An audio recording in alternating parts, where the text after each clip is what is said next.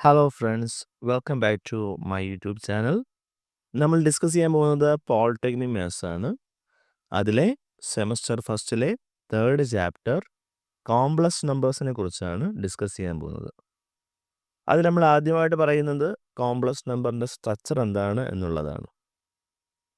ഇപ്പോൾ ഒരു കോംപ്ലക്സ് നമ്പറിൻ്റെ ബേസിക് ആയിട്ടുള്ള സ്ട്രക്ചർ എന്ന് പറയുന്നത് Z equal to A plus I B ആയിരിക്കും. അതിൽ എ നമ്മൾ പറയുന്ന പേരാണ് റിയൽ പാർട്ട്. അതുപോലെ ബി നമ്മൾ പറയുന്ന പേരാണ് ഇമാജിനറി പാർട്ട്.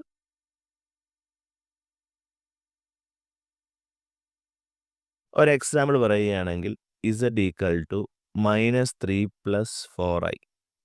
അപ്പോൾ നമ്മൾ റിയൽ പാർട്ട് ഫുൾ എഴുതില്ല. ആർ യു ഓഫ് ഇസഡ് എന്ന് പറഞ്ഞാൽ എന്താണ്? റിയൽ പാർട്ട് ഓഫ് ഇസഡ് എന്നാണ് അതിൻ്റെ അർത്ഥം. അപ്പോൾ ഈ ഒരു കോംപ്ലക്സ് നമ്പറിൽ റിയൽ പാർട്ട് ആരാണെന്ന് കാണുമ്പോൾ തന്നെ അറിയാം. ആദ്യം കാണുന്ന ഈ ഒരു നമ്പർ -3 ആണ്. -3 നമ്മൾ റിയൽ പാർട്ട് എന്ന് പറയും. അതുപോലെ ഐ എം ഓഫ് ഇസഡ് എന്ന് പറയുന്നത് എന്താ? Imaginary part of the complex number. അത് ഈ ഐയുടെ കൂടെ വരുന്ന നമ്പറാണ്. ഐയുടെ കൂടെ വരുന്ന നമ്പർ ഇവിടെ ആരാണ്ടാ? 4 ആണ്. 4 ആണ് ഇമാജിനറി പാർട്ട്. ഇതുവരെ ആയിട്ടും ഞാൻ ഐ എന്താണ് എന്ന് പറഞ്ഞില്ല. ഐ എന്ന് പറഞ്ഞു കഴിഞ്ഞാൽ അതിൻ്റെ ഒരു വാല്യൂ ഉണ്ട്. √-1 അതാണ് ഐയുടെ വാല്യൂ എന്ന് പറയുന്നത്. ഐയുടെ വാല്യൂ എന്ന് പറയുന്നത് √-1. കുറച്ചുകൂടെ ഡീറ്റെയിൽ ആയിട്ട് നമ്മൾ എന്താണ് വരും ക്ലാസ്സുകളിൽ പറയും. അപ്പോൾ ഇത്ര മാത്രമേ പറഞ്ഞുള്ളൂ. ഒരു കോംപ്ലക്സ് നമ്പർ അതിലെന്താണ് ഫസ്റ്റ്, അതായത് ഐ വരാത്ത പാർട്ടിന് നമ്മൾ പറയുന്ന പേരാണ് എന്ത്? റിയൽ പാർട്ട് എന്ന് പറയും. ഇനി ഐ ചേർന്ന് വരുന്ന പാർട്ടിന് നമ്മൾ പറയുന്ന പേരാണ് എന്താണ്? ഇമാജിനറി പാർട്ട് എന്ന് പറയും. എന്ത് പറയുക? Imaginary part. ഓക്കെ, വേറൊരു ക്വസ്റ്റ്യൻ കൂടെ നമുക്ക് ചെയ്യാം. Z equal to -5 - 6i.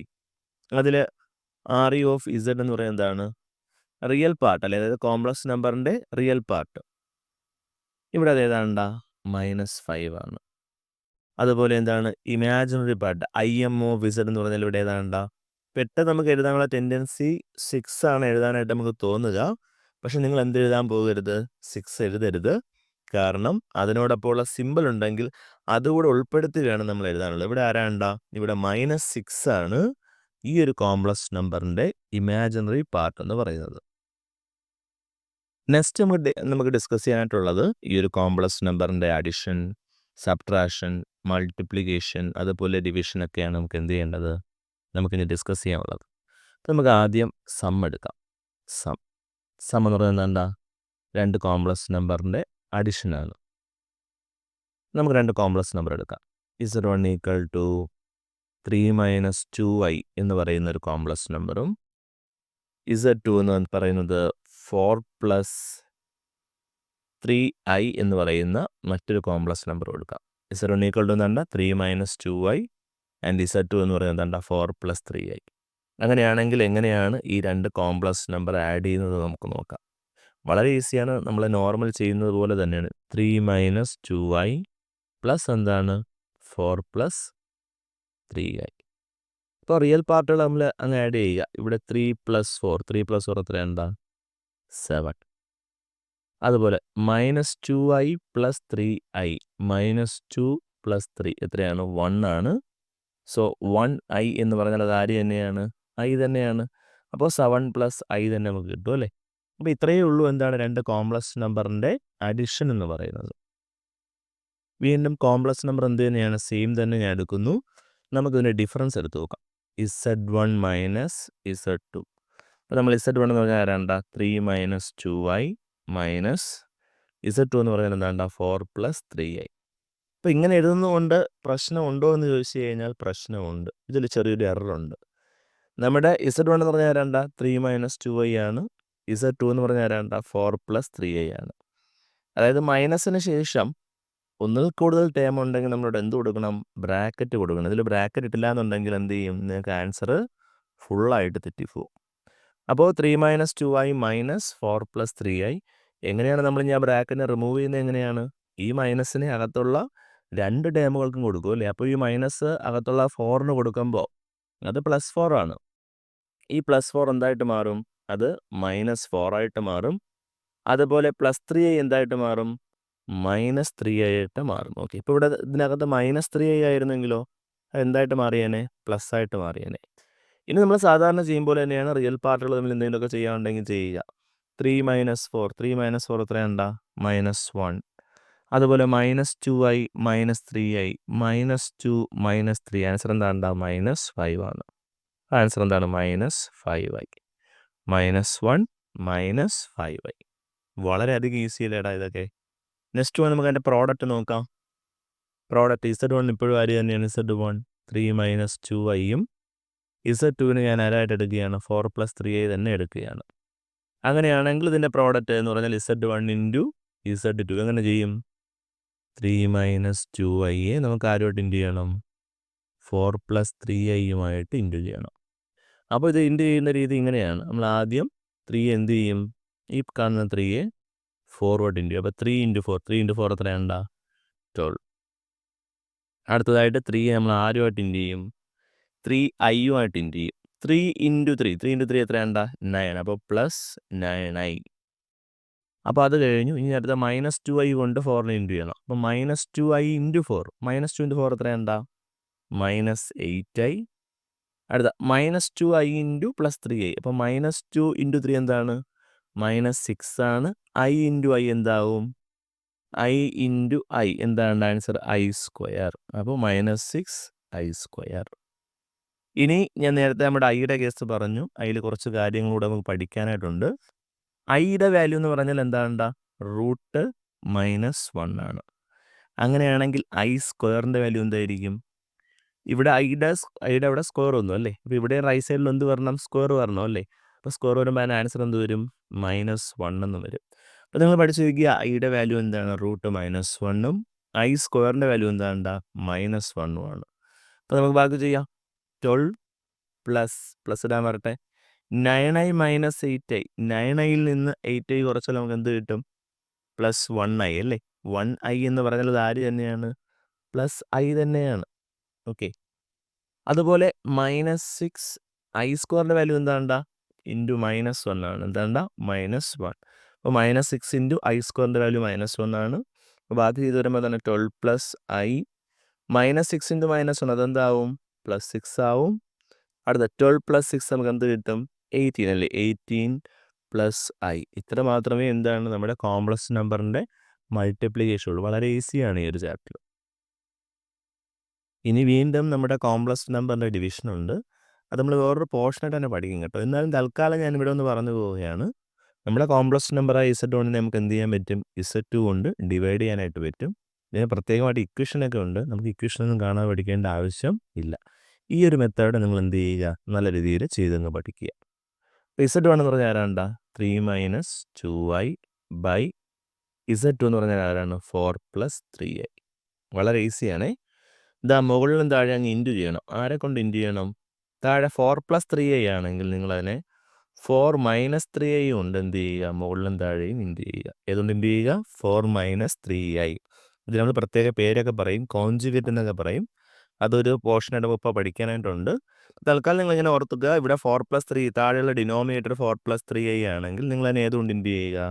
4 - 3i കൊണ്ട് ഇൻറ്റു ചെയ്യുക. ഇപ്പോൾ സ്വാഭാവികമായിട്ടും മനസ്സിലുണ്ടാകുന്ന ഒരു ഡൗട്ട്, ഇവിടെ 4 - 3i ആയിരുന്നെങ്കിൽ ഏതുകൊണ്ട് ഇൻറ്റു ചെയ്യണം? 4 - 3i ആണെങ്കിൽ നമ്മൾ 4 + 3i കൊണ്ട് ഇൻറ്റു ചെയ്യുക. അപ്പോൾ അതിനെ നമ്മൾ കോൺജുഗേറ്റ് എന്നൊക്കെ പറയും നമ്മൾ. ഓക്കെ. അപ്പോൾ ഇവിടെ നമ്മളെന്താണ് 4 - 3i കൊണ്ട് മുകളിലും താഴെ എന്ത് ചെയ്യുകയാണ്? ഇൻറ്റു ചെയ്യുകയാണ്. ഇവിടെ ഞാൻ ജസ്റ്റ് ഒരു ബ്രാക്കറ്റ് കൊടുക്കുകയാണ് കേട്ടോ. അപ്പോൾ മുകളിൽ 3 - 2i × 4 - 3i എങ്ങനെ ചെയ്യും? ഇപ്പോൾ 3 × 4 3 × 4 എത്രയാണ്ടാ? 12 അല്ലേ? 12 3 × 4 12. അടുത്തത് നെക്സ്റ്റ് വൺ 3 × -3i 3 × -3i എന്താണ്ടാ? -3 × 3 എത്രയാണ്? 9i. Okay 9i. അടുത്തത് ഇനി -2i കൊണ്ട് എന്താണ്? 4നെ ഇൻറ്റു ചെയ്യുക. -2i × 4 -2i × 4 എത്രയാണ്ടാ? -8i. -8i. അടുത്ത വീണ്ടും എന്താണ്? ഈ -2i കൊണ്ട് ആരെ ഇൻറ്റു ചെയ്യണം? -3i ഇൻറ്റു ചെയ്യുക. അപ്പോൾ -2 × -3 -2 × -3 എന്താണ്ടാ? പ്ലസ് ആണ്. 2 × 3 എന്താണ്? 6 ആണ്. i × i എന്താണ്ട്? i² ആണ്. ബൈ ഇത് നിങ്ങൾ പഠിച്ചിട്ടുണ്ട്. ഇത് ഇങ്ങനൊരു ഇക്വേഷൻ നമ്മൾ പഠിച്ചിട്ടുണ്ട്. a + b × a - b answer എന്താണ്? a² - b² എന്ന് നിങ്ങൾ എന്ത് ചെയ്തിട്ടുണ്ട്? പണ്ട് കുഞ്ഞു ക്ലാസ്സിലെല്ലാം പഠിച്ചിട്ടുണ്ട്. എ സ്ക്വയർ മൈനസ് എന്താണ് B square. A plus B into A minus B, answer A square minus B square. അപ്പോൾ അതേ ഒരു സ്ട്രക്ചറിലല്ലേ ഇവിടെ കിടക്കുന്നത്. 4+3i into 4 - 3i. എക്ക് വരാറാണ് 4, അപ്പോൾ 4 സ്ക്വയർ മൈനസ് ബിക്ക് വരാറാണ്ടാ 3i, അപ്പോൾ 3i ഓൾ സ്ക്വയർ. ഭാഗ്യം നമുക്ക് ചെയ്യാം. 12 അതുപോലെ നിങ്ങൾ എഴുതുക. 12 -9i -8 എന്തായിരിക്കും ആൻസർ? മൈനസും മൈനസും അല്ലേ. ഇപ്പോൾ -9 -8 ആൻസർ എന്താണ്ടാ? -17. ഓക്കെ, അപ്പോൾ -17i. ഇവിടെ നോക്കിക്കേ, ഐ സ്ക്വയറിൻ്റെ വാല്യൂ -1 ആണ്. ഐ സ്ക്വയറിൻ്റെ വാല്യൂ എന്താണ്ടാ? -1. അപ്പോൾ 6 × -1 എന്ന് പറയുമ്പോൾ അവിടെ ആൻസർ എന്തായിരിക്കും? -6 എന്നായിരിക്കും. ഒന്നുകൂടെ പറയാം, 6i സ്ക്വയർ എന്നാണ്. ഐ സ്ക്വയർ എന്ന് പറഞ്ഞാൽ എന്താണ്? -1 ആണ്. 6 × -1 എന്താണ് ആൻസർ? -6 ആണ്. താഴെ 4 സ്ക്വയർ എത്രയാണ്? 16 മൈനസ് ഈ സ്ക്വയർ നമ്മൾ 3ക്കും കൊടുക്കും ഐക്കും കൊടുക്കും. അപ്പോൾ 3യുടെ സ്ക്വയർ എത്രയാണ്? 9.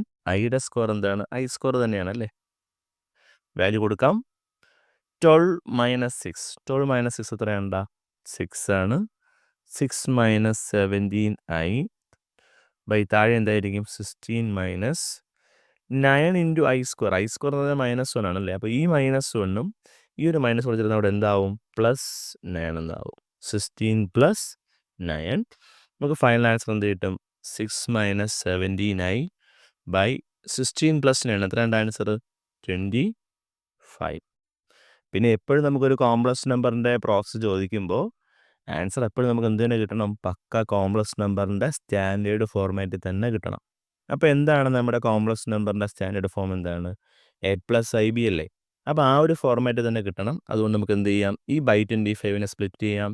6/25 മൈനസ് 17/25i എന്ന് എഴുതാം. ഇത്രയേ ഉള്ളൂ നമ്മുടെ കോംപ്ലക്സ് നമ്പർ എന്ന് പറയുന്ന കാര്യം. ഇനി നമുക്ക് അടുത്തായിട്ട് ഡിസ്കസ് ചെയ്യാനുള്ളത്, നമുക്ക് നമ്മുടെ ഒരു കോംപ്ലക്സ് നമ്പറിനെ നമ്മുടെ XY ആക്സിസിൽ നമുക്ക് പ്ലോട്ട് ചെയ്യാനായിട്ട് പറ്റും.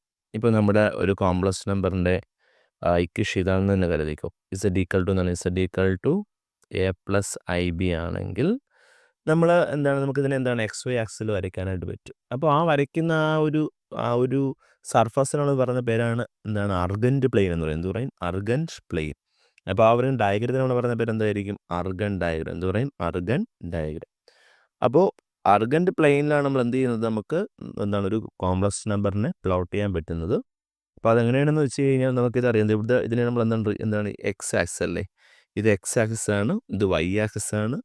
അപ്പോൾ എക്സ് ആക്സിനെ നമ്മൾ എടുക്കുന്നത് എന്താണ്? റിയൽ പാർട്ടായിട്ടും വൈ ആക്സിനെ നമ്മൾ കൺസിഡർ ചെയ്യുന്നത് എന്താണ്? ഇമാജിനറി പാർട്ടുമായിട്ടാണ് നമ്മൾ എന്ത് ചെയ്യുന്നത്?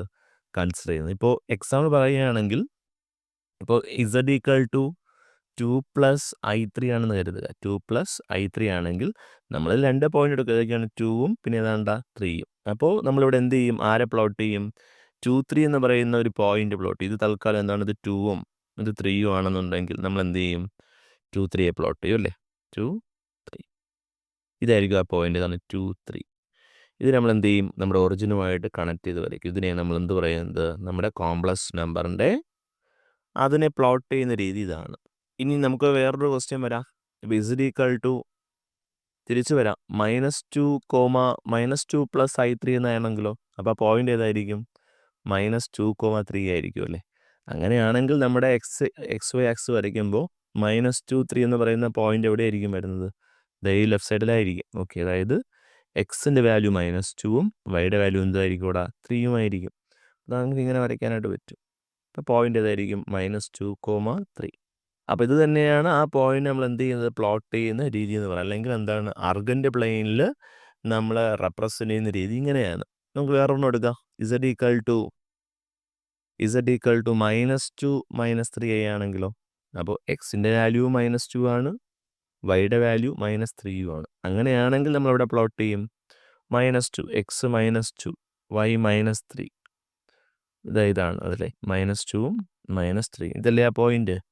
-2, -3. ഇത് നമ്മൾ എന്ത് ചെയ്യും? നമ്മുടെ ഒറിജിനുമായിട്ട് കണക്ട് ചെയ്ത് വരയ്ക്കും. ഇതിനെ നമ്മൾ എന്ത് പറയുന്നത്? അർഗൻറ്റ് പ്ലെയിൻ. വീണ്ടും നിങ്ങൾക്ക് വേറൊരു സംശയം വരും, എനിക്കറിയാം. Z = ഏതാണ്? 2ഉം -3iയും വന്നൂടെ. വരാം. അങ്ങനെ വരികയാണെങ്കിൽ ആ പോയിന്റ് നമ്മൾ എങ്ങനെ എടുക്കും? 2, -3.